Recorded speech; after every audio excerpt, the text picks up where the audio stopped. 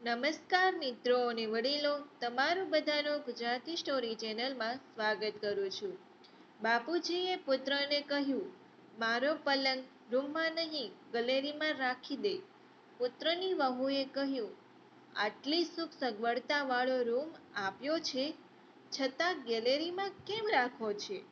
થોડા દિવસો પછી જો આ સ્ટોરી તમને પસંદ પડે તો આ ચેનલને સબસ્ક્રાઇબ, લાઈક, શેર અને કમેન્ટમાં અભિપ્રાય જરૂર આપજો. બેલ આઇકનને જરૂર પ્રેસ કરજો. એક વખતની વાત છે કે એક વૃદ્ધ માણસ હતો. તેમના પુત્રનું નામ વિનીત અને પુત્રીનું નામ પરી હતું. બાપુજી હવે 75 વર્ષના થઈ ગયા હતા અને તેમને ચાલવામાં થોડી તકલીફ પડતી હતી. વિનીત અને પરી બંને ખૂબ વ્યસ્ત હતા. વિનીત એક કંપનીમાં મેનેજર હતો અને પરી એક શાળામાં શિક્ષિકા હતી. બંને સવારે વહેલા જાગી જતા અને મોડી રાત સુધી ઓફિસમાં કામ કરતા. પરીનો પણ અડધો દિવસ સ્કૂલમાં અને બીજો અડધો દિવસમાં ટ્યુશનમાં વ્યસ્ત રહેતી હતી. એક દિવસ બાપુજીએ વિનીતને કહ્યું કે તે પોતાનો પલંગ ગેલેરીમાં રાખવા માંગે છે. વિનીતે આ વાત વિચિત્ર લાગી. તેણે વિચાર્યું કે બાપુજીને આરામ કરવા માટે બીજા માળે એક અલગ ઓરડો આપવામાં આવ્યો છે. તેમાં પણ બધી સુખ સગવડતાઓ પણ છે, પણ તે હજુ પણ ગેલેરીમાં કેમ રહેવા માંગે છે? વિનીતે તેની પત્ની સાક્ષીને આ વિશે વાત કરી. સાક્ષીએ પણ એમ કહ્યું કે બાપુજીનો આગ્રહ અગમ્ય છે. તેને કહ્યું કે બાપુજીને બીજા માળે આરામદાયક રૂમ આપવામાં આવ્યો છે, પરંતુ તેઓ હજુ પણ ગેલેરીમાં રહેવા માંગે છે.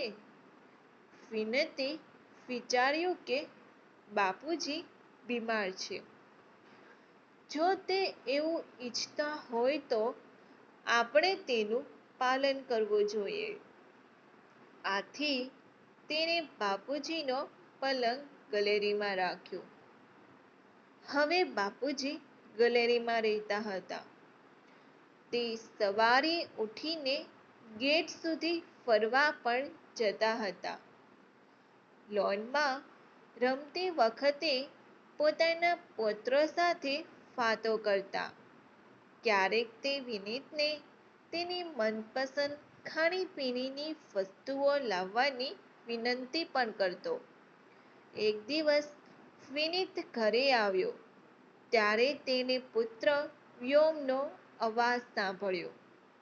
વ્યોમ કહેતો હતો, દાદા, મારો બોલ ફેંકી દો. વિનીતે વ્યોમને ઠપકો આપવા માંડ્યો. વ્યોમ, બાબાને આવી રીતે મહેનત કરવાનું ના કહે.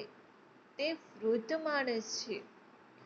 વ્યોમે નિર્દોષતાથી કહ્યું, પપ્પા, દાદા તો અમારો બોલ દરરોજ ઉપાડીને ફેંકે છે અને અમે તો આવી જ રીતે સાથે રમતા હોઈએ છીએ. વિનીતે આશ્ચર્યથી બાપુજી સામે જોયું. બાપુજીએ હસતા હસતા કહ્યું, હા દીકરા, તે ઉપરના ઓરડામાં ઘણી બધી સગવડો પૂરી પાડી હતી, પણ મારા સ્નેહીજનો મારી સાથે ન હતા. હું લોકો સાથે વાત કરી શકતો ન હતો.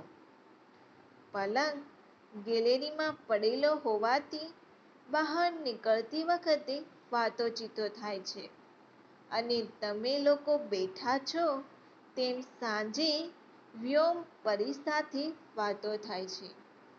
બાપુજીની વાત સાંભળીને વિનીત કંઈક સમજી ગયો.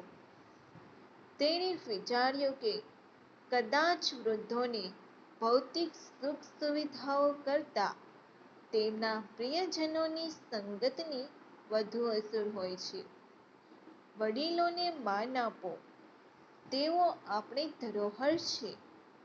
આ એવા વૃક્ષો છે જે થોડા કડવા છે, પણ તેમના ફળ ખૂબ મીઠા છે અને તેમના છાંયડાની કોઈ સરખામણી નથી.